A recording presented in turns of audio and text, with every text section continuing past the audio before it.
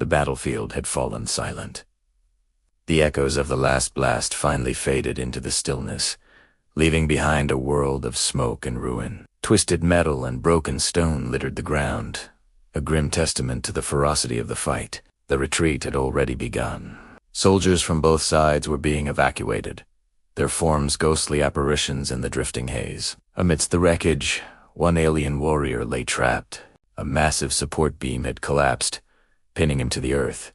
His legs were numb, unresponsive. Cracks spider-webbed across his advanced armor, and his breathing was a slow, ragged struggle for air. He saw his own kind moving past, their faces set, their eyes fixed on the path ahead. He saw them see him, and then he saw them turn away. The orders were clear. Retreat.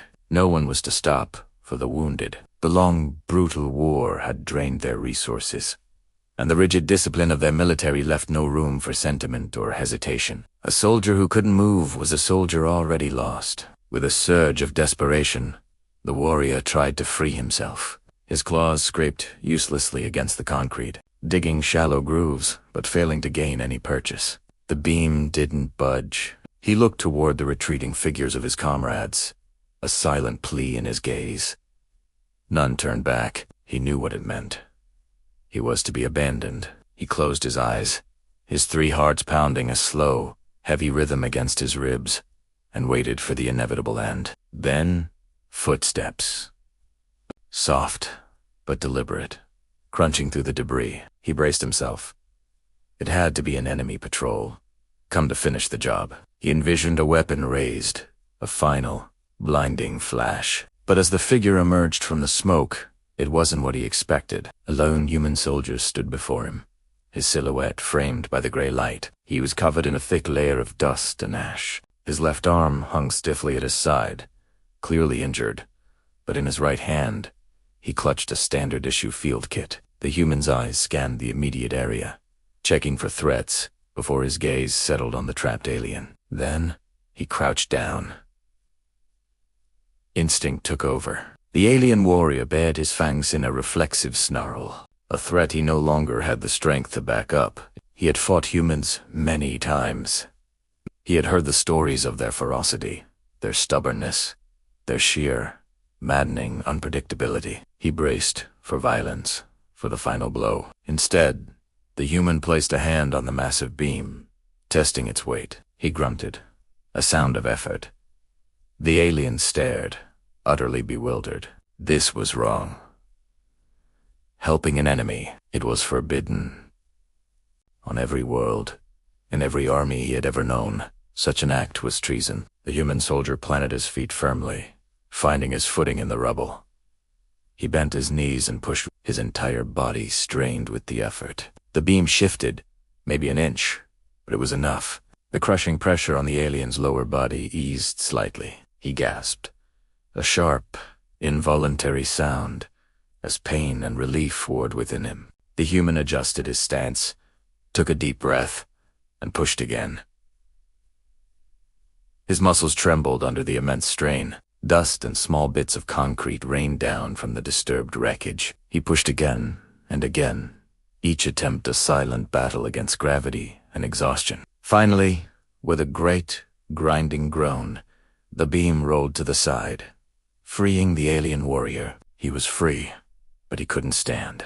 He lay on the ground, his body a collection of broken parts and shattered nerves. The human soldier knelt beside him and opened the field kit. His movements were steady, methodical. He began cleaning the alien's wounds, his touch surprisingly gentle. The alien warrior had no words.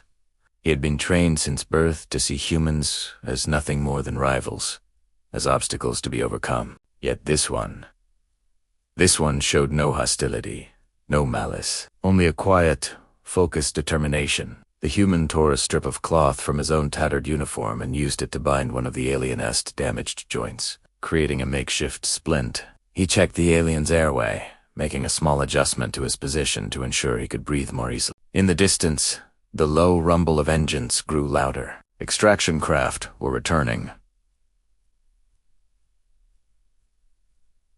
The human didn't hesitate. He carefully maneuvered the alien onto his back. The weight was immense, and the human staggered for a moment. But he found his balance and began to walk, his steps sure and unwavering.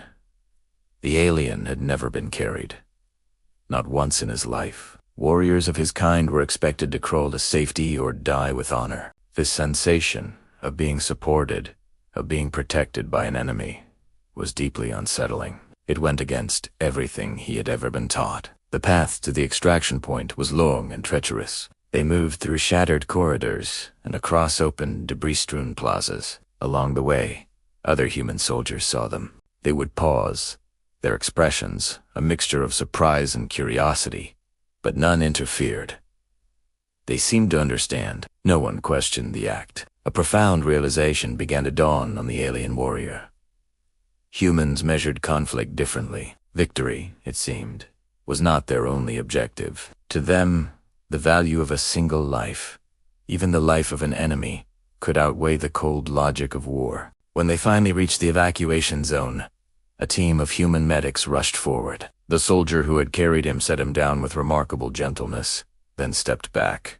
Ease, duty done. The medics swarmed around the alien, their examinations swift and professional. They showed no hesitation, no revulsion. They saw a wounded individual, and they acted. A stretcher was prepared. Before they loaded him onto it, the alien looked towards the soldier who had saved him. The human simply nodded once, a small, simple gesture.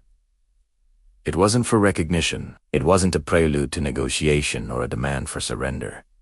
It was just a choice made because leaving someone to die, anyone, did not fit his understanding of what it meant to be a soldier. As the medics began to lift him into the transport, the alien found his voice. Through a strained, hoarse whisper, he spoke. He told the human that his people would not forget this act of mercy. The soldier's reply was simple, delivered without a hint of pride or arrogance. The battlefield is no place to abandon anyone. The transport's hatch closed, and the craft lifted off, its engines whining. Through the open viewport, the alien warrior watched the human soldier. He didn't watch the ship leave. He simply turned and walked back toward the ruins, his pace as steady as before, ready to continue his duties. And in that moment, the alien understood. Humans fought with a different code. Their actions were not dictated solely by allegiance or orders, but by a profound, unwritten law. The belief that life itself had worth, even when the entire world screamed that it did not.